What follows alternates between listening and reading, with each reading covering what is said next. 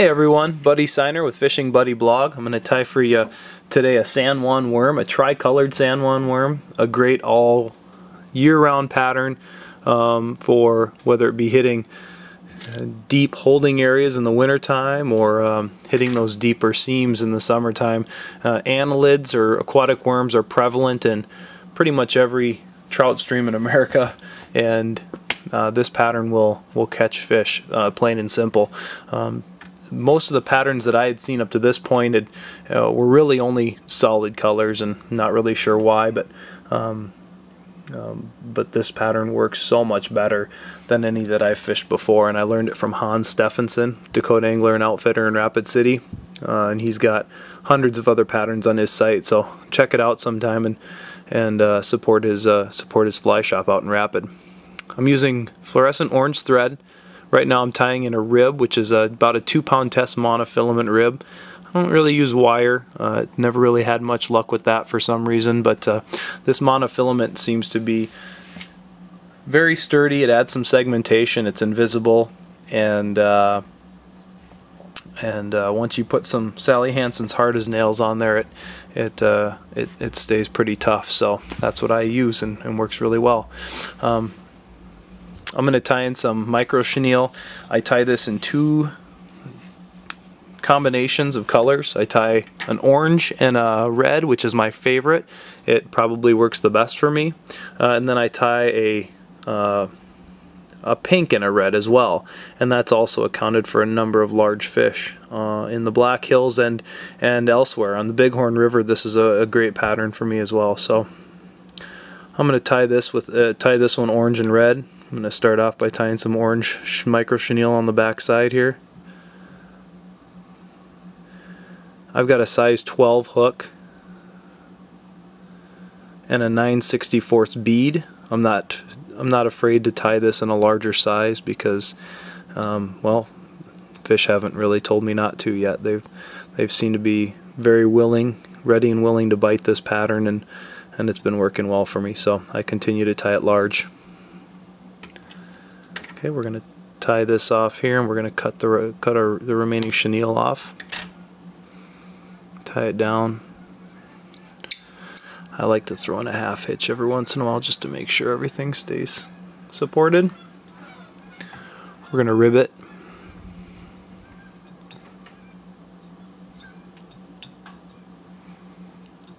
And again, this ribbing is easy to use. I like to give it a few wraps right at the front there before I tie it off. Try not to tie it too fat here in the middle section, because you're going to be tying in another color and pushing that bead up onto the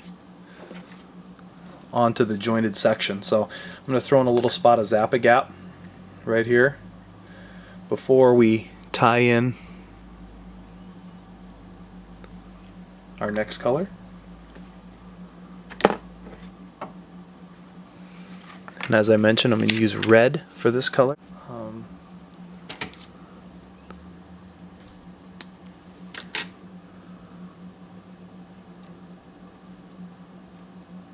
Okay, keep it, kind of run it up on that jointed section and tie it down. We're going to give it a couple more half hitches in there to secure that. You could use a whip finish too, I just don't. More Zap-A-Gap. Mine is sticky, so gotta be careful. Don't need a lot, just kind of make sure that that area there is filled in pretty well. We're gonna tie our thread back onto the front of this hook. First, we need to bunch this. We need to run this bead right up onto that little tied in section there. See how it fits in just right over that Zap-A-Gap, and slides right on in. And then we're going to tie our thread on right in front.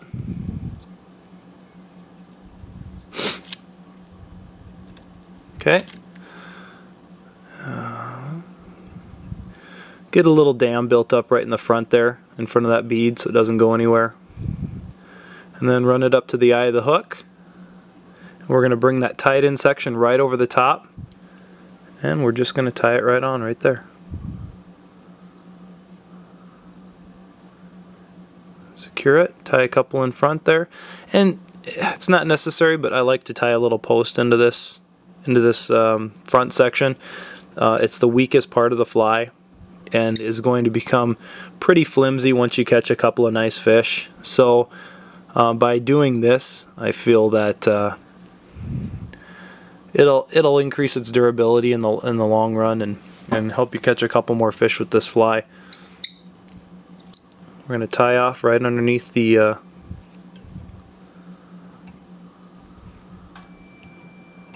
underneath that front section. Cut our thread. Okay. Now we're going to add some more Zap-A-Gap to that front part and really solidify that post. Just a drop right on top of that would work just fine. Okay, and now we're going to add some Sally Hansen's Hard as Nails to the bottom. Not a necessary step by any means, but again, add some durability. I think it even adds a little shine and shimmer to the bottom of that fly, and I like that. And I think the trout do too.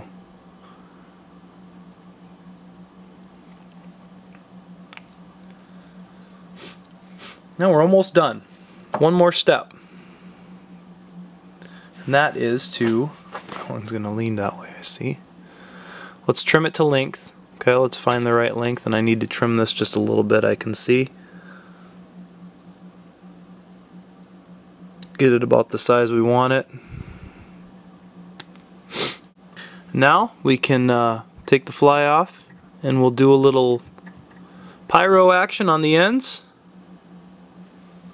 Make sure that fly tapered. Just hit it once on that side.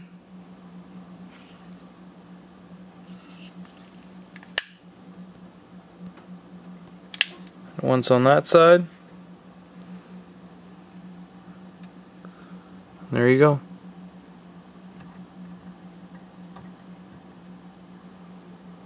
Your finished fly. Tricolored San Juan worm. Again, tie this up. Next time those fish are feeding deep or in the seam and they're not taking anything you've presented up to this point, tie one of these on and make sure you're getting down to the fish. You might need a split shot. I used a brass bead there, and I really suggest if you have tungsten beads, throw one on there. I did not have any, so but put a tungsten bead on there or a split shot with your brass bead. Get it down to the fish, and I guarantee you you'll catch plenty of fish with this pattern. Again, this is Buddy Signer with Fishing Buddy Blog. Thanks for watching, and come back and check out new content at a later date. Have a great day.